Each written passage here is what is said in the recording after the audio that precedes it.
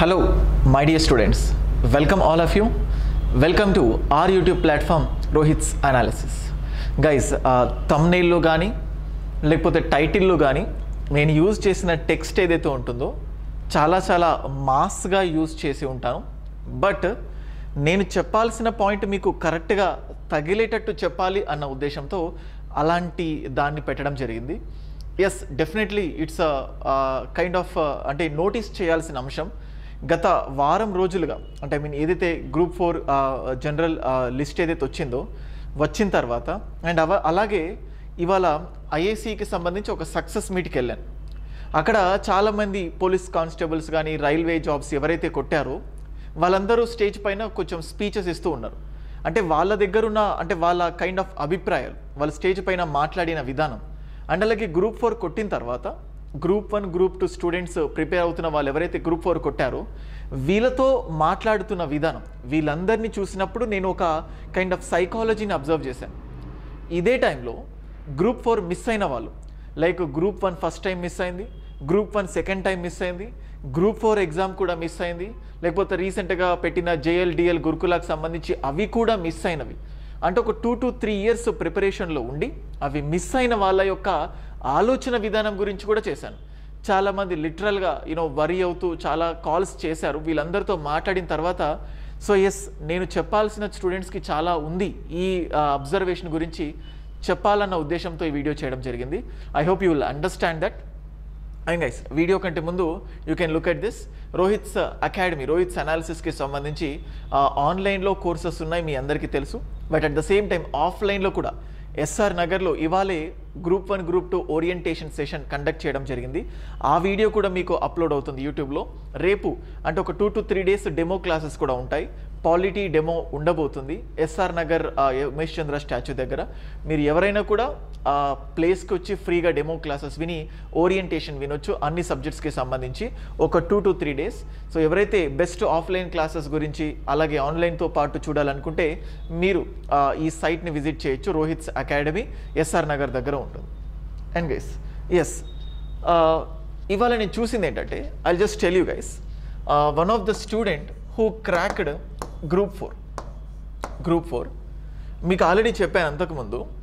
Group 1కి prepare అవుతున్న students last అంటే గ్రూప్ 4లో టాప్ 10 ర్యాంక్స్ చూస్తే వీళ్ళంతా కూడా గ్రూప్ 1కి ప్రిపేర్ అయిన వాళ్ళే. గ్రూప్ 4 వచ్చిన తర్వాత వీళ్ళలో ఎంత ఉత్సాహం వచ్చిందంటే, ఎంత అంటే పాజిటివ్ థింక్ వచ్చిందంటే I can definitely crack group 2 and group 1 లేకపోతే గ్రూప్ 3 అయినా. ఎందుకంటే అమ్మయ్య సార్ ఏదైనా కానీ అంటే ఇన్ని రోజులు నా ప్రిపరేషన్ కరెక్ట్గా ఉందో లేదో అన్న డౌట్తో ఉన్నాను. సో నేను అంతంత మాత్రంగా ఉన్నా కానీ ఐ క్రాక్డ్ దిస్ గ్రూప్ 4. దీనివల్ల నాకు కాన్ఫిడెన్స్ వస్తుంది. చాలామంది నా తర్వాత ప్రిపేర్ అయిన వాళ్ళు కూడా అవ్వలేదు. అంటే సో ఇతను ఎవరైతే గ్రూప్ 4 క్రాక్ చేశారో they started calling me multiple times. నాతో మాట్లాడి వాళ్ళు పర్టికులర్గా స్ట్రాటజీ గురించి, సార్ ఇప్పుడు నేను ఇప్పటి వరకు ఈ బుక్స్ చదివాను, ఇంకా చదవాలనుకుంటున్నాను, గ్రూప్ 1కి కూడా ఇప్పటి నుంచే ఎలాంటి స్టెప్స్ తీసుకోవాలి, నేను ఎకానమీలో కొంచెం లాగింగ్లో ఉన్నాను, లేకపోతే మూమెంట్లో కొంచెం నెగిటివ్గా ఉన్నాను, దాన్ని ఎలా ఫాస్ట్ అప్ చేయాలి. అంటే ఎవరైతే గ్రూప్ 4 లిస్ట్లో ఉన్నారో they started speaking about preparation. అంటే చాలా సీరియస్గా. అంతకుముందు వీళ్ళతో మాట్లాడాను, కానీ గ్రూప్ 4 కొట్టిన తర్వాత వాళ్ళు మాట్లాడటంలో ఉన్న కాన్ఫిడెన్స్ నేను చాలా క్లియర్గా అబ్జర్వ్ చేశాను.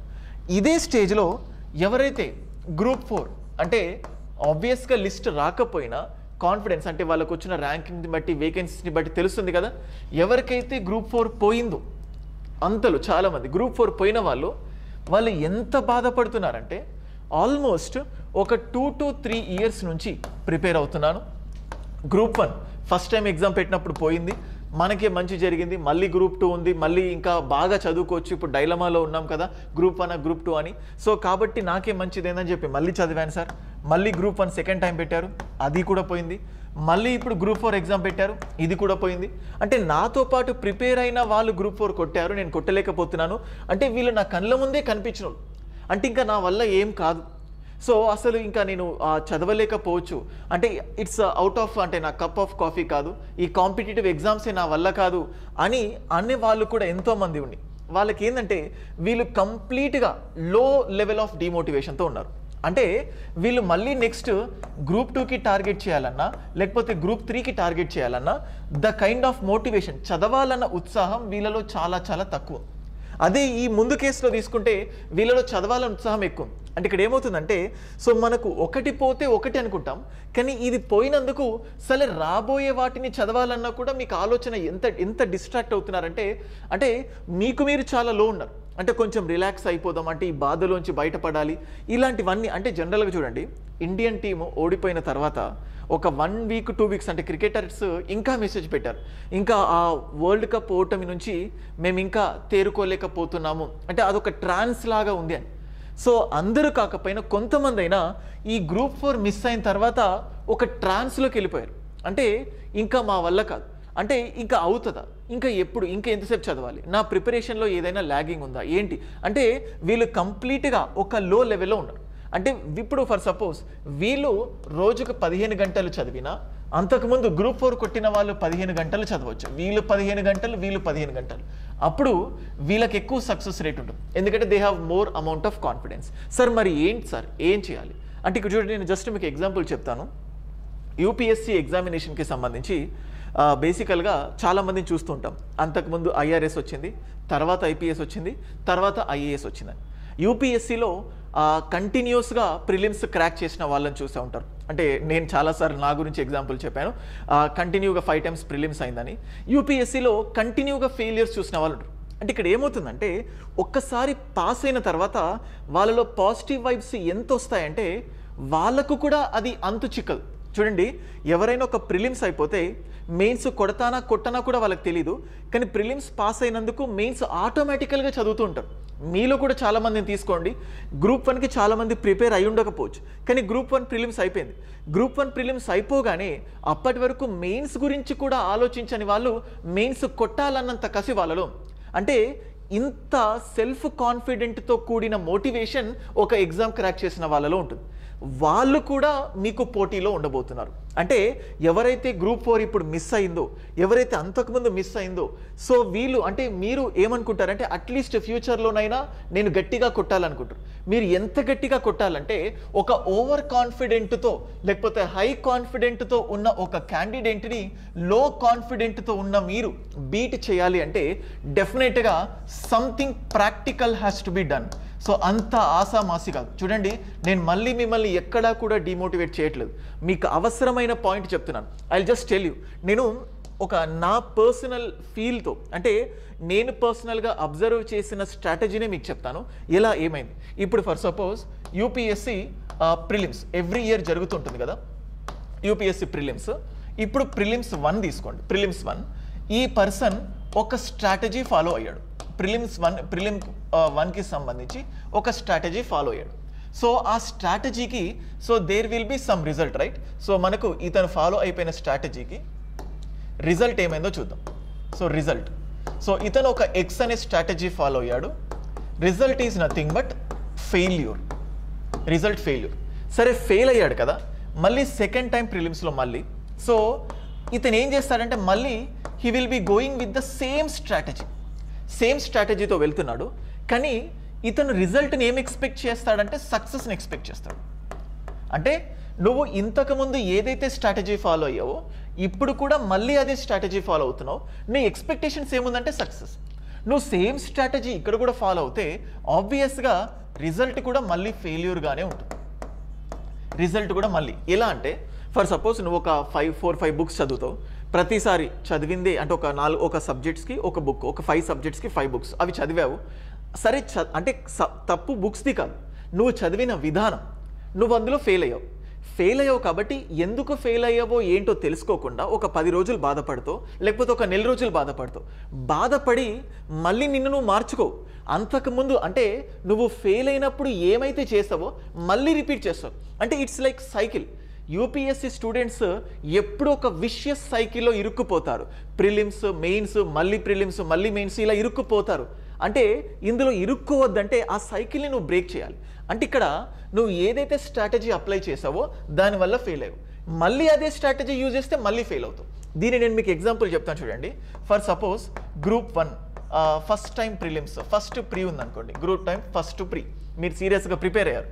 మీరు ఒక స్ట్రాటజీ ఫాలో అవ్వచ్చు. స్ట్రాటజీ అంటే సార్ అందరూ చదివేది కదా, సో అవే చదివే కోణం అంటే నువ్వు చదివిన తర్వాత ఏదైనా ఎన్నిసార్లు రివైజ్ చేసుకున్నావు, రివైజ్ చేయడానికి నీకు ఏదైనా టెక్నిక్ ఉందా, దానికి నువ్వు ఏదైనా టెస్ట్ రాసావా, టెస్ట్ తర్వాత నువ్వు ఏమైనా ఎక్స్ప్లెనేషన్ తీసుకున్నావా, అంటే నువ్వు ఎక్కువ చదివి తక్కువ రివైజ్ చేసావా, తక్కువ చదివి ఎక్కువ రివైజ్ చేసావా, నీకు ఒక స్ట్రాటజీ ఉంటుంది కదా. Every student will have their own strategy. నువ్వు ఒక స్ట్రాటజీని ఫాలో అయ్యావు. సో స్ట్రాటజీని ఫాలో అయినప్పుడు గ్రూప్ 1 నువ్వు ఫెయిల్ అయ్యావు. సరే, తెలంగాణ కంటెక్స్లో చెప్తున్నాను నేను. మళ్ళీ గ్రూప్ 1 సెకండ్ టైం మళ్ళీ ప్రిలిమ్స్ ఎందుకంటే ఆల్మోస్ట్ అందరూ రాసే ఉంటారు. సో సెకండ్ టైం ప్రిలిమ్స్ వచ్చినప్పుడు మళ్ళీ అంతకుముందు ఏదైతే బుక్ చదివావో, అంతకుముందు ఏదైతే అండర్లైన్ చేసావో అదే విధానం మళ్ళీ ఫాలో అవుతుంది. సో ఆబ్వియస్గా నువ్వు విధానం మార్చలేదు కాబట్టి మళ్ళీ ఫెయిల్ అయ్యావు. అంటే ఇక్కడ ఏమవుతుందంటే నువ్వు ఫస్ట్ టైం ఫెయిల్ అయినప్పుడు నీ స్ట్రాటజీ ఏదైతే ఉంటుందో దాన్ని నువ్వు క్వశ్చన్ చేయట్లేదు. అంటే నేను ఫెయిల్ అవ్వడానికి నేను ఎంచుకున్న విధానం కరెక్టా కాదా అని చెప్పి నువ్వు చెక్ చేయలేదు. మళ్ళీ అదే అంటే దాన్ని నువ్వు చెక్ చేయకుండా మళ్ళీ అదే ఫాలో అవుతున్నావు, ఆబ్వియస్గా మళ్ళీ ఫెయిల్ అవుతావు. సేమ్ మళ్ళీ ఇప్పుడు గ్రూప్ 4 ఎగ్జామ్ రాసావు. సో ఇది థర్డ్ ఎగ్జామ్ అనుకోండి. సో తెలంగాణ స్టేట్కి సంబంధించి ఈ గ్రూప్ 4 ఎగ్జామ్కి కూడా మళ్ళీ ఏం చేసావు, you are following the same strategy. ఆబ్వియస్గా మళ్ళీ ఏమవుతావు, మళ్ళీ ఫెయిల్ అవుతావు.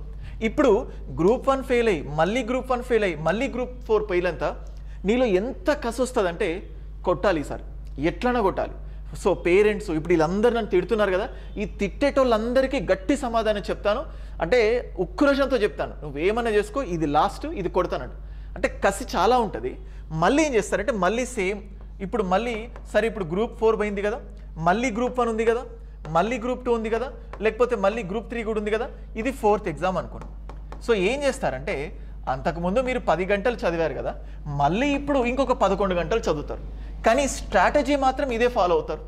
అంటే మళ్ళీ రిజల్ట్ ఏం చేస్తారు, సక్సెస్ని ఎక్స్పెక్ట్ చేస్తారు. నువ్వు ఈ స్ట్రాటజీ మార్చకుండా మళ్ళీ సక్సెస్ ఎక్స్పెక్ట్ చేస్తే ఇంపాసిబుల్.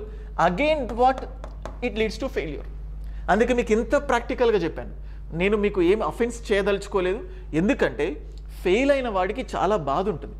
బాధలో ఆవేశంలో తీసుకున్న నిర్ణయాలు ఎప్పుడు కరెక్ట్గా ఉండవు. ఫెయిల్ అయ్యాం, కొంచెం టైం తీసుకోండి. ఎందుకు ఫెయిల్ అయినా, నేను పాలిటీలో సరిగ్గా మార్కులు రాలేదా, హిస్టరీలో సరిగ్గా మార్కులు లేదా, ఎకానమీలో సరిగ్గా రాలేదా, ఉద్యమం సరిగ్గా చూసుకోలేదా, ఎందులో నేను వెనకబడినా అంటే మిమ్మల్ని మీరు క్వశ్చన్ చేసుకోకుండా అలా గుడ్డిగా ఫాలో అవుతూ ఉంటారు. హిస్టరీ ఇది చదవాలి, ఎకానమీ ఇది చదవాలి, పాలిటీ ఇది చదవాలి, టెస్ట్ కొంతమంది టెస్టులు రాస్తున్నారు, ఎందుకు రాస్తున్నారో కూడా తెలియదు. వాళ్ళ బాధ అంతా ఎట్లుంటుందంటే ఏదో ఒక టెస్ట్ సిరీస్ చూస్తే అంటే ఆ టెస్ట్ సిరీస్ అంటే ఇతను అలా ఇచ్చాడు అతను అంటే you started blaming someone. But మీరు ఆ టెస్ట్ సిరీస్ నుంచి ఏం నేర్చుకుంటున్నారు, you are not focusing on that. మీరు వ్యవస్థల్ని ప్రశ్నిస్తున్నారు, మిమ్మల్ని ప్రశ్నించుకోండి. Be the change you want to see in this world. మనం రోడ్ పైన వెళ్ళేటప్పుడు చుట్టుపక్కన చెత్తన్నప్పుడు వీళ్ళందరికీ అసలు ఏం సెన్స్ లేదు, ఎక్కడ పడితే అక్కడ చెత్త పడేస్తారని. మరి నువ్వు నీ దగ్గరికి వచ్చేసరికి ఎక్కడ ఎవరు చూడినప్పుడు గప్చుప్ లేకుండా చెత్త పడేస్తావు. ఏముంది, నేను ఒక్కనే కదా, నా ఒక్కడి చెత్త పడేసినంత మాత్రాన ఏం కాదు. అంటే నువ్వు మారవు, సొసైటీని మారాలనుకుంటావు. ఇట్లనే నువ్వు ఏం మారట్లేదు కానీ సక్సెస్ని ఎక్స్పెక్ట్ చేస్తున్నావు. How come it is possible? అందుకే ఎప్పుడు కూడా ఫెయిల్ అయితే నీ దగ్గరనే సమాధానం ఉంటుంది. నాకు ఫోన్ చేసి సార్ నేను ఇలా ఫెయిల్ అయ్యాను, సో ఇది కారణం ఏంటి, సో అంటే I'm not a fortune teller, నేనేం జ్యోతిష్యుడిని కాదు, మీరు ఏం చెప్తున్నారో కూడా నాకు తెలియదు. అందుకే ఎవ్రీ టైం ప్రాక్టికల్గా ఏమవుతుంది, పాస్ అయిన వాడితో అంటే చూడండి, నేను ఇక్కడ మీకు ఏం డిమోటివేట్ చేయట్లేదు, అంటే కాంపిటీషన్ ఎంత హెవీగా ఉండబోతుందో చెప్తున్నాను. గ్రూప్ 4లో పాస్ అయిన 8,000 పైచిలుకు విద్యార్థులు అంటే ఆల్మోస్ట్ 10,000 మంది ఎక్స్పెక్ట్ చేస్తున్నారు అనుకోండి. ఈ 10,000 మంది అంటే ఎక్కువ ఉత్సాహంతో ఉన్నారు, ఒక పాజిటివ్ వైబ్తో నిండున్నారు. సో వాళ్ళు ఇప్పుడు ఒక ఆస్ట్రేలియన్ టీం ఎంత సంతోషంగా అయితే ఉంటుందో సో అట్లాంటి సంతోషంతో ఉన్నారు. సో ఇప్పుడు ఏంటంటే జనరల్గా ప్రిపరేషన్లో ఒక పాజిటివ్ వైబ్ ఉంటే ప్రిపరేషన్ ఇంకాస్త ముందుకు తీసుకెళ్తుంది, నెగిటివ్ వైబ్ ఉంటే ప్రిపరేషన్ ఇంకాస్త వెనక్కి నెడుతుంది. అందుకే ఇప్పటి వరకు వివిధ కోణాల్లో ఫెయిల్యూర్ని ఎక్స్పెక్ట్ చేసిన వాళ్ళు మీరు బాధపడడం ఆపండి. మీరు బాధపడితే జరిగేదేం లేదు, మళ్ళీ ఇంకొక ఫెయిల్యూర్ వస్తుంది. ఎందుకంటే మీతో పోటీ పడేవాడు చాలా బలంగా ఉన్నారు. సో మీరు బాధపడండి, బాధపడడంతో పాటు you start questioning your self. ఎందుకు అంటే ఫర్ సపోజ్ మీరు చదివేటప్పుడు మీ బుక్ మీ ముందు ఉంటుంది, కానీ బుక్లోని ఎస్సెన్స్ అంటే మీరు ఒక టాపిక్ చదివితే ఆ టాపిక్లోని సారాన్ని మీరు అర్థం చేసుకుంటున్నారా లేదా? కొంతమంది అంటారు, సార్ నేను ఎన్నిసార్లు చదివినా మర్చిపోతున్నాము. It's a human tendency to forget. కొంతమంది 2 సార్లు చదివితే మర్చిపోతారు, కొంతమంది 4 సార్లు చదివితే మర్చిపోతారు. ఈ 2 సార్లు చదివితే మర్చిపోవాలనుకున్నోడు వాడు 3 సార్లు చదవాలి. లేకపోతే 3 సార్లు చదివినా మర్చిపోతున్నానంటే 4వ సారి చదవాలి. 4 సార్లు చదివినా మర్చిపోతున్నానంటే 5 సార్లు చదువు. అందరి టెండెన్సీ ఒకేలా ఉంటుంది. ఎప్పుడైనా కానీ స్టూడెంట్ నా దగ్గరకు వచ్చి, సార్ నేను మర్చిపోతున్నాను, వాట్ ఈస్ రివిజన్, ఏం చేయాలి? ఏం అంటే నేను మర్చిపోతున్నాను సార్ అంటే నీ వల్ల కానప్పుడు వదిలే. అంటే ఇప్పుడు చూడండి ఏం చేస్తారంటే, ఒకటి మీరు సరిగ్గా ప్రిపేర్ అవ్వరు, కానీ సంవత్సరాలు తరబడి ఇక్కడే ప్రిపేర్ అవుతూ ఉంటారు. నేను ప్రిపేర్ అవుతున్నాను, 1 ఇయర్ నుంచి ప్రిపేర్ అవుతున్నాను, 2 ఇయర్స్ నుంచి నువ్వు ప్రిపేర్ అవుతున్నావు, but what is the use? But the thing is that strategy, ప్రతి దానికి ఒక స్ట్రాటజీ. నువ్వు ఫెయిల్ అయ్యావా, ఎందుకు ఫెయిల్ అయ్యావు? కావాలంటే ఒక రోజు ఆలోచించు, 2 రోజులు ఆలోచించు, నెల రోజులు ఆలోచించు, కానీ నువ్వు ఎందుకు ఫెయిల్ అవుతున్నావు, వై ఆర్ యూ ఫెయిలింగ్, దాన్ని క్వశ్చన్ చేసి then keep the things in order. తర్వాత కరెక్ట్ ఆర్డర్లో పెట్టండి, స్ట్రాటజీని మార్చండి. So that's how you will be getting the success. So strategy మార్చండి, సక్సెస్ అనేది వస్తుంది. So I hope you got this point. అంటే నా ఇంటెన్షన్ ఏంటి?